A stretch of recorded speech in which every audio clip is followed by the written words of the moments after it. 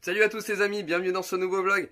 Alors aujourd'hui on se retrouve avec Steven qui est venu de Schnorr, hein, on va dire ça comme ça. Donc il m'a ramené son moteur complet en sans fast, hein, que j'avais déjà fait précédemment dans la chaîne, si tu te souviens, ou si tu veux retourner voir, je vais te mettre le lien juste en haut là. Donc c'était le moteur, c'était sans fast pour le Wheeling Contest. Donc là il revient pour qu'on lui fasse un entretien et qu'on lui fasse une cure de watts en même temps. Si jamais tu veux suivre Steven ici présent, hein, donc c'est le grand avec le t-shirt KRM. Salut Steven. Et t'es timide? Non. Non? T'es sûr? Ouais. Donc si tu veux le rejoindre, hein, tu peux le retrouver sur son Instagram. Hein, donc son Instagram c'est Beta by Stevie. T'auras compris dans le nom, c'est une bêta équipée d'un moteur Derby Euro 3 en sans fast pour le Wheeling Contest. Voilà, donc je te montre le moteur, là j'ai déjà juste enlevé le couvre-culasse, je vais déposer le cylindre complet, je vais faire une mise à jour là-dedans, et puis ensuite on va le remettre au banc. Bon voilà, tu le vois, donc là j'ai déposé le plot de culasse. Bon le piston est un peu noir, hein, normal, trace de combustion, jusque là pas de souci. Et puis bah à l'intérieur, hein, dans le cylindre, ça a l'air vraiment tout nickel, ça fait plaisir de voir ça. C'est vraiment au top.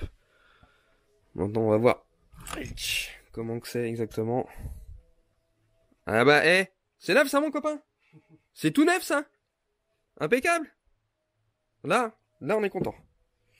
Et le piston, comment que c'est? Hop.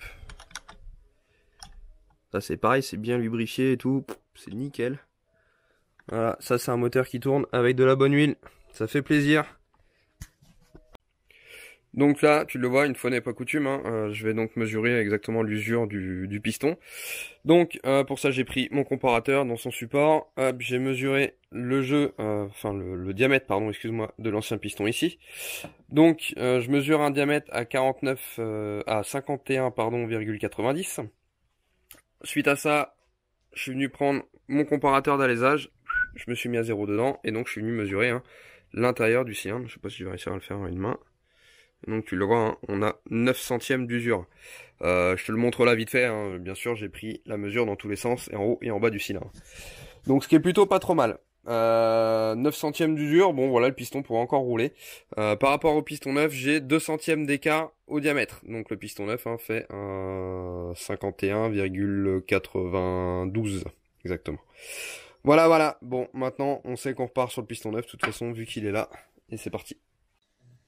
Voilà, du coup on passe sur le tour, hein. On se retrouve avec le plot de culasse. Je vais lui faire une petite modif de culasse à ma sauce. Donc là en l'occurrence un petit angle de squish qui va pas trop mal. Bon, forcément, hein, secret professionnel oblige, je peux pas te le révéler. Je suis désolé, hein, je sais que ça va faire des jaloux. Mais bon, c'est aussi ça l'art du métier.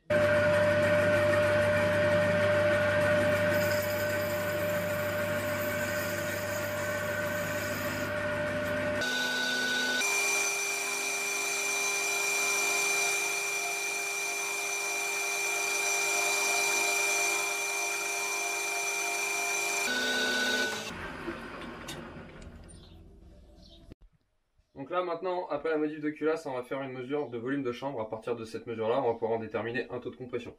Je vois déjà comment que c'est là après ma modif, et ensuite de ça, j'adapte ou non s'il le faut.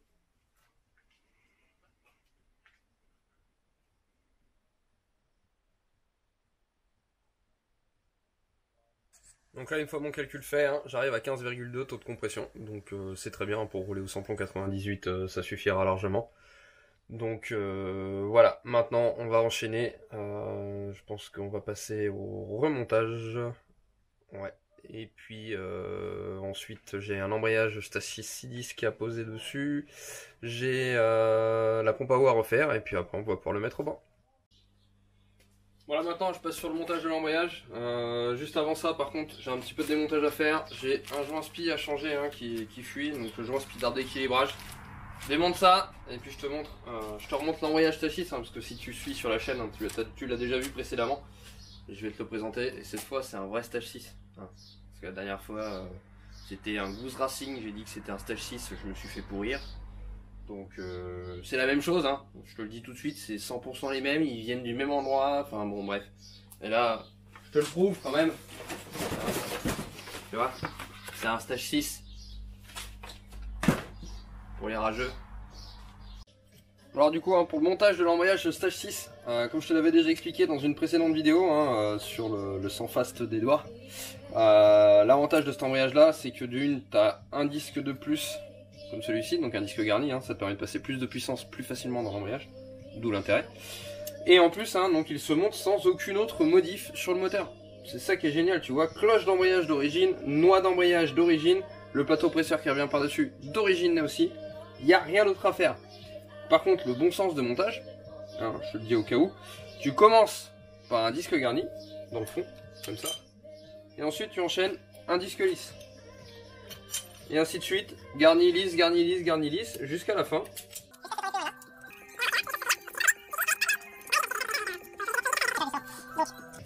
Un disque garni dans le fond qui frotte sur la noix, et un disque garni au-dessus qui lui vient frotter sur le plateau presseur. Hop. Tu vois le plateau presseur, c'est cette partie là.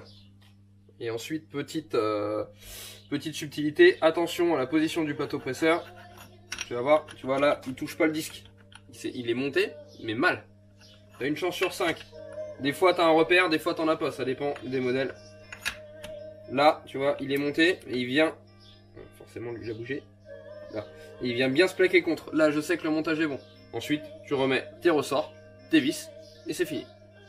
Bon les amis, voilà, ça y est, le moteur est dans le châssis de banc, on a rodé le piston, j'ai déjà pris le temps de faire quelques tirs, quelques essais. Bon, je vous ai pas filmé ça, parce que là, aujourd'hui, enfin là maintenant, tout de suite, on est samedi soir, il est 20 h. Donc là, forcément, t'imagines bien, je vais arrêter. Non, on est vendredi soir, pardon, excuse-moi, je vais y arriver. Donc on reprend dès demain matin, demain matin samedi, je te montre déjà où on en est avec les courbes. Donc, alors, là tu vois 3 courbes d'affichés, hop. Donc il y a une orange, une rouge et une verte. La orange c'est tel que le moteur était la dernière fois où moi j'ai travaillé dessus. Donc c'est-à-dire il y a approximativement, non à peine un an. C'était quoi? C'était l'année dernière, début juillet, quelque chose comme ça? Ouais, ça doit être ça, ouais. Ouais. Donc voilà, ensuite dès le premier tir que j'ai fait tout à l'heure on a atteint la courbe rouge et après quelques réglages on a déjà atteint la courbe verte. Donc la dernière fois on avait 28,4 au rouleau brut, là dès le premier tir on a eu 29,4, tu vois c'est marqué ici, et là le dernier tir qu'on a fait on est à 30,5 au rouleau brut. Donc voilà un petit peu où ça en est. Bon, on n'est pas non plus sur un moteur de run, faut bien le garder à l'esprit, c'est un moteur qui est prévu pour faire du wheeling, donc on va pas chercher la perf extrême. Mais de mon point de vue, j'estime qu'il devrait y en avoir un peu plus que ça quand même. Je voudrais minimum 31 sur mon banc. On va voir si on va les atteindre, on verra demain. Je sais après qu'il y a certaines choses qui jouent pas forcément en notre faveur, comme le kit pompe à eau mécanique. Donc c'est déjà une pièce qui en temps normal te bouffe un petit peu de performance, c'est pour ça qu'on passe tous sur des pompes à eau électriques, nous sur les machines de course. Mais en plus là on en a mis un neuf tout à l'heure, donc forcément c'est une pièce, elle a besoin de se roder, quand je dis de se roder, elle a besoin de s'user, pour se libérer un petit peu et pour qu'on puisse récupérer de la puissance. Là, je peux te dire que le kit neuf, il est quand même très très dur déjà à tourner à la main. Donc voilà, n'aie crainte, demain je te fais des séquences vidéo sur le banc bien sûr.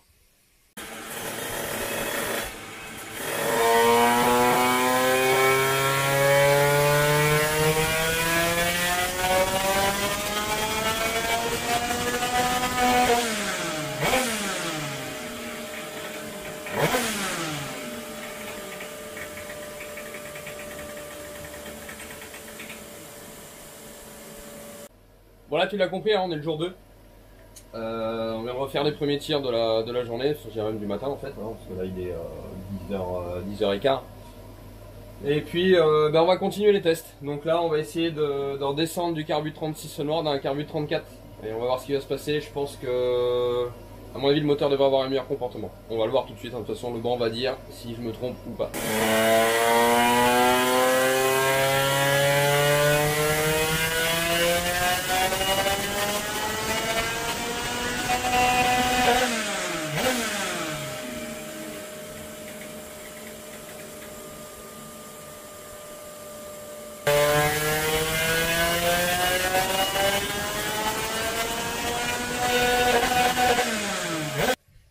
Bon voilà les amis, je pense que le résultat est sans appel.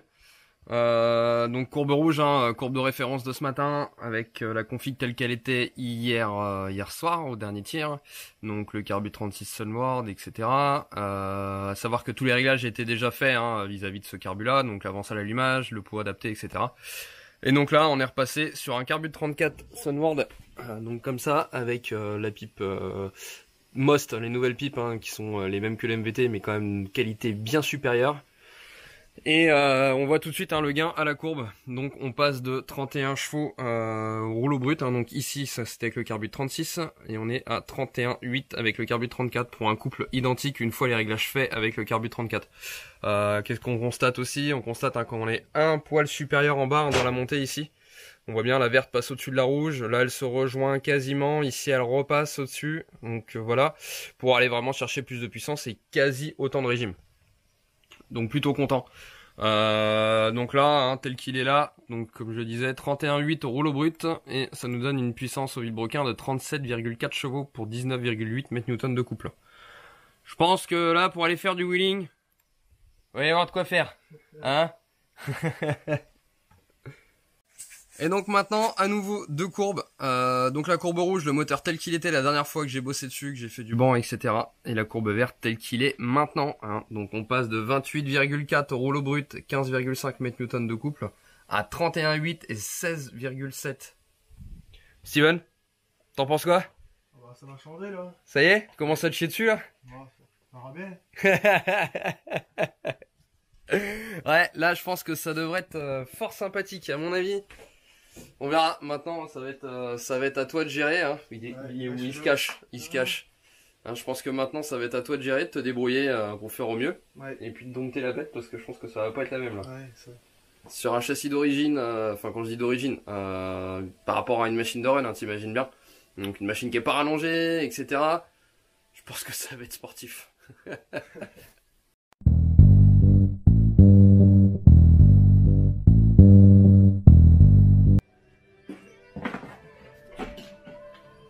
Bike Life, mon cousin. Numéro 10 dans ma team.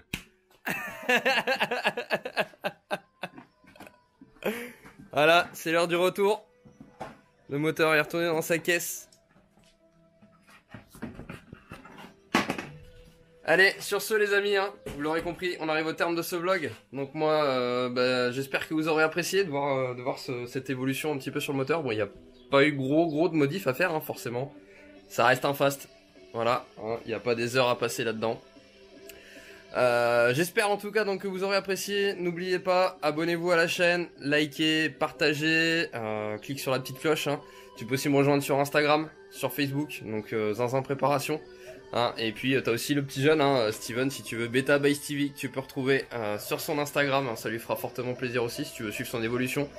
C'est pas encore une star du wheeling, mais il y travaille fortement, donc voilà, ça va venir. Allez, je vous dis à bientôt, salut! Salut!